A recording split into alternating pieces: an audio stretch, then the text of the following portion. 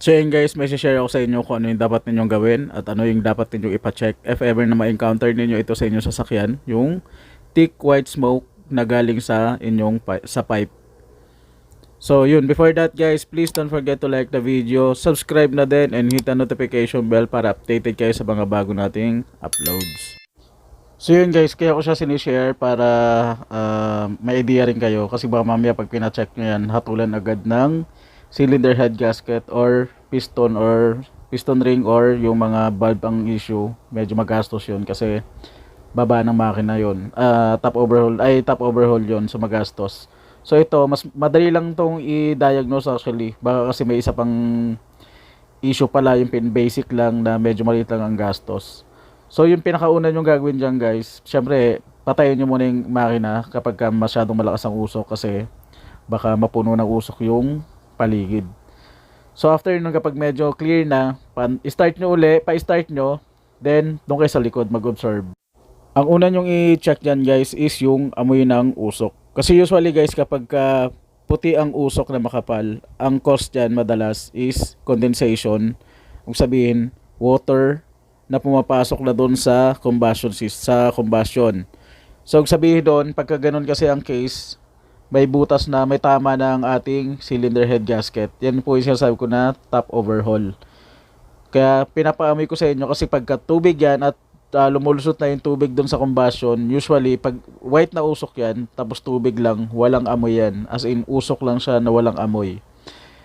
So kapag ka medyo inamoy nyo siya at masangsang, yung medyo parang sunog na goma na hindi nyo maintindihan, ibang issue po yun. Ang sabihin, hindi siya tubig, walang problema ang cylinder head gasket. Tapos hindi naman nag-overheat. So ang next nyo i-check doon actually ay ang brake master. Kasi yung white smoke po na makapal and amoy goma na nasusunog, yan po ay sign ng pumapasok na brake fluid sa hydrovac. Pag diagnose niyan is hugutin mo yung vacuum line doon sa hydrovac, hugutin mo yon, tapos takpan mo muna yung tube, then paandarin mo 5 to 15 minutes dapat mawala yung usok or at least humina na siya kasi hindi na siya nakahigop ng brake fluid. Ngayon kung halimbawa in-observe nyo malakas talaga ang usok katulad nitong sa case nito, hindi namin siya mapaandar ng matagal kasi grabe yung kapal ng usok. So ang gagawin nyo doon talaga is tanggalin nyo yung brake master. So usually pag tinanggal mo yan at may leak nagli-leak na siya sa loob, pag oras na hinugot mo yung brake master, makikita mo talaga yung tagas ng brake fluid mula doon sa hydrovac. So kapag nakita nyo may tagas doon, confirm na yon na galing siya sa brake master yung nagli-leak. So ang ginawa lang namin doon is meron namang nabibiling repair kit katulad nito sa Avanza, may nabibili na repair kit. 450 ang bili ko. Yun, pinalitan lang namin yung internal parts ng brake master. And then ni-road test namin, 15 minutes nag-normalize na siya. Umuusok pa rin kasi hindi naman namin nalinis yung hydrovac.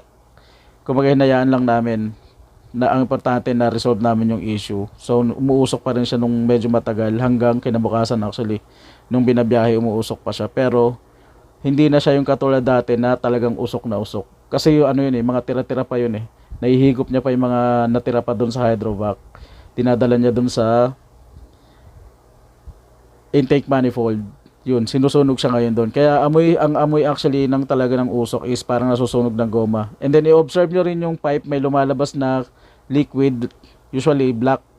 Pag may lumalabas doon, tas kapain nyo, para siyang oil pero hindi naman siya malapot. Ang sabihin, brake fluid yun na nasunog.